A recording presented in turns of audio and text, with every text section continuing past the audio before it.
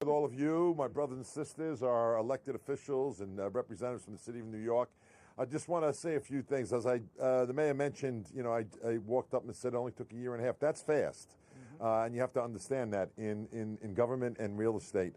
I want to just expand a little bit on what Mayor Adams said. He and I had been talking about housing for a long time. And when we were together about 2 years ago, we were chatting, we were talking, and I floated this idea about union pension funds funding, bringing equity into projects and partnering with the city of New York for city land, like in Old Mitchellama, to make it possible to build not only affordable housing, but workforce housing. And I explained to him that only 3.8% of housing built in the last 2 decades was actually for workforce housing. And workforce housing is the city's essential workers. It's union construction workers, it's cops, it's firefighters, it's nurses, sanitation, teachers. This is the backbone of the city, and these are the essential workers. And in the current environment, these workers make a little too much money to qualify for affordable, but not enough for market rate. So this model of partnering with the city of New York, and I will tell you, a year and a half ago, the mayor signed an historic memorandum of agreement with Cirrus Workforce Housing and the building trades, and the mayor said, I'm going to use every tool in the city's toolbox to help achieve this goal. I'm going to coordinate with all my agencies, and whatever we can do to help make this possible through collaboration, we're going to do. And a year and a half later, I'm really this historic day, we're standing here together announcing a 3,000 unit project, 80 acres of parkland. Think about this location. Right across the street, you have big box stores. 3 miles away is all your stadiums. This is a great location. And in this district is almost zero a vacancy. And there are 26,000 union members that live in this district. 26,000, right? So with this model, we're going to put pension fund money, coordinate and collaborate and partner with the city of New York.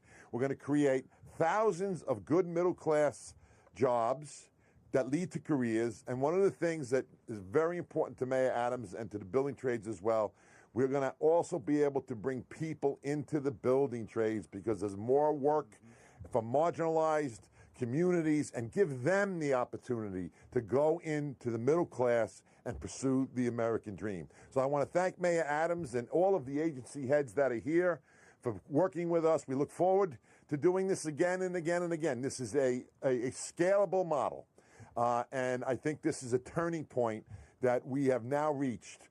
This is an inflection point for the city of New York and how we can build housing where it is a win-win for everyone involved. So thank you very much. It's now my pleasure to introduce the managing partner of the Cirrus Workforce Housing Fund, Joseph McDonald. Very good.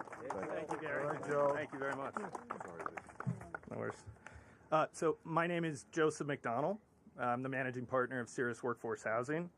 Very excited to be here today.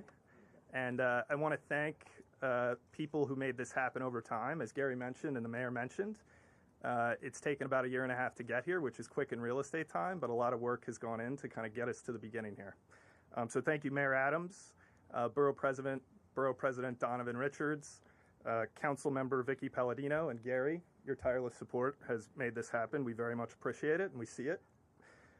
Community organizations, housing advocates, residents, and labor, all the people standing behind me. They're leaders who had the vision to get behind this and realize that in order to help make a dent in the housing crisis, we were going to have to take affirmative action. And so what I'm excited to see today is rather than diagnosing the problem, we've put together a public-private partnership that's going to try to bring 3,000 units to what today is basically fallow land. And so what is going to be done here is to take 20 acres along the boulevard, create 3,000 units for the working people of New York. That's teachers, policemen, firefighters, nurses, people who, if you actually look at statistics today, some of them are commuting from the Poconos and from Pennsylvania, and to provide them dignified, high-quality housing surrounded by 60 acres of wetland that'll be enjoyed not only by them, but by the current residents. So a win-win for everybody. And when you look at New York City today, the housing crisis everybody talks about, the reality is there aren't a lot of easy sites left. This is 80 acres, and it's something that we need to do. And I think the vision of this administration and EDC, our partners, Elcor, have brought us to this point. And we're excited to get started. So we look forward to collaborating with all of you. We thank you for coming out here today and showing your support, and many great things to come at the Old Flushing Airport. Thank you. And with that, I'm happy to introduce one of our supporters on this and other projects, Borough President Donovan Richards. Thank you for being here and all your support otherwise. Good afternoon, Queens. Great day for Queens County, and I couldn't be prouder to be here during this historic morning. Well, it's afternoon now. Historic afternoon as we breathe life back into the forgotten chapter of this community, into the former now Flushing Airport. You know, this is the borough that are home to both of the city's airports. This is the borough that gives travelers from all over the world an amazing first impression of New York. But this is also the borough that built our city's aviation industry.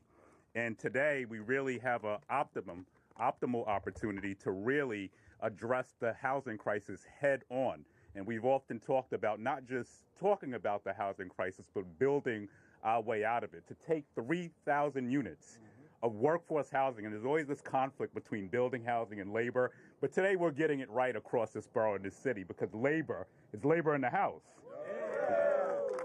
We are saying to the working people of this city that not only are you going to build, but you are also going to be part of building this borough and community as well. And often what we've seen is a lot of our communities, and we've heard this, we hear this every day, many of our neighbors being pushed out of the city who can no longer afford it. The working, the middle class to low-income New Yorkers who don't have an opportunity to stay in this borough